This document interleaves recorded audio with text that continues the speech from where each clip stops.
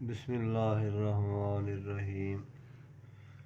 नबी अल्लाह दे नेक बंदे हो, बीमारियां ब्लड प्रैशर अजकल आम चलिया जेह्ड़ा कदे सुनिया भी नहीं सी।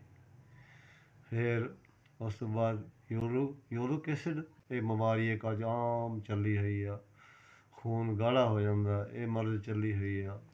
अटैक आ, दिल दे मसले आ, दिल दे वाल बंद आ, दिल कम नहीं करता, दिल घबराहट होंदी, कई तरह दी काफ़ी ते 4-5 बड़ियां बड़ियां बीमारियां जिन्हों कहते हैं यूरिक एसिड बीमारी आ।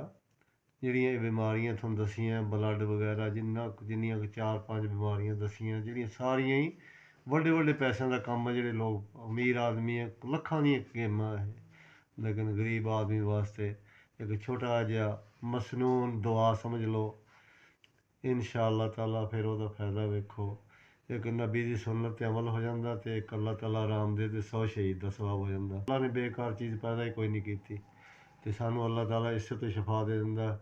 ਈਮਾਨ ਵਾਲਿਓ, ਤੁਸੀਂ ਵੀ ਇਸ 'ਤੇ ਅਮਲ ਕਰਕੇ ਵੇਖੋ ਅਤੇ ਕਰਕੇ ਵੇਖੋ ਜੀ, ਬੇੜੇ ਪਾਰ ਨਾ ਹੋ ਜਾਣ। ਤਾਂ ਅਸੀਂ ਅੰਗਰੇਜ਼ੀ ਦੁਆਵਾਂ 'ਤੇ ਈਮਾਨ ਰੱਖਿਆ ਹੋਇਆ ਨਹੀਂ। ਨੁਸਖਾ ਸੁਣ ਲਓ। ਸੇਬ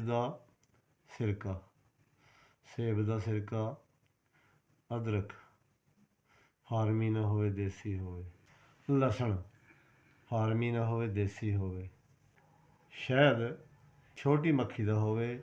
ਇਹ ਚਾਰੇ ਹਮ ਵਜ਼ਨ ਚੀਜ਼ਾਂ ਕਰ ਲੈਣੀਆਂ। ਸਿਰਕਾ, ਸ਼ਹਿਦ ਅਤੇ ਦੇਸੀ ਅਦਰਕ ਅਤੇ ਦੇਸੀ ਲਸਣ, ਇਹਨੂੰ ਅੱਛੀ ਤਰ੍ਹਾਂ ਸਾਫ ਸੁਥਰਾ ਕਰਕੇ ਇੱਕ ਕੱਟ ਕੇ ਛੋਟਾ ਛੋਟਾ ਕਰਕੇ ਅਤੇ ਬੋਤਲ ਦੇ ਵਿੱਚ ਪਾ ਦੇਣਾ।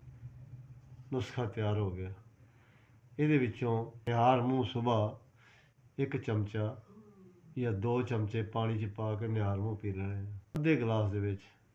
ਇਨਸ਼ਾ ਅੱਲਾਹ ਤਾਲਾ ਫਿਰ ਵੇਖੋ, ਮੇਰੇ ਅੱਲਾ ਨੇ ਕੱਟ ਦਿੱਤੀ ਮਿਆਦ ਪੁੱਜੀ ਹੋਵੇ ਮਰਜ਼ ਦੀ, ਅਤੇ ਅੱਲਾ ਦੀ ਸ਼ਫਾ ਕਰਨ ਵਾਸਤੇ ਕੋਈ ਦੇਰ ਨਹੀਂ, ਕੋਈ ਵਕਤ ਨਹੀਂ। ਜਿਹੜੀ ਸਾਰੀ ਦੁਨੀਆ ਤੋਂ ਆਰਾਮ ਨਾ ਹੋਵੇ, ਅੱਲਾ 1 ਮਿੰਟ ਸਵਾਹ ਦੀ ਚੁੰਡੀ ਤੋਂ ਕੱਢ ਦਿੰਦਾ। ਇਹਦੇ ਨਾਲ ਨੁਕਸਾਨ ਕੋਈ ਨਹੀਂ, ਫਾਇਦਾ ਹੋ ਸਕਦਾ। ਅੱਗੇ ਵੀ ਸ਼ੇਅਰ ਕਰੋ ਅਤੇ ਆਪ ਵੀ ਇਸਤੇਮਾਲ ਕਰੋ।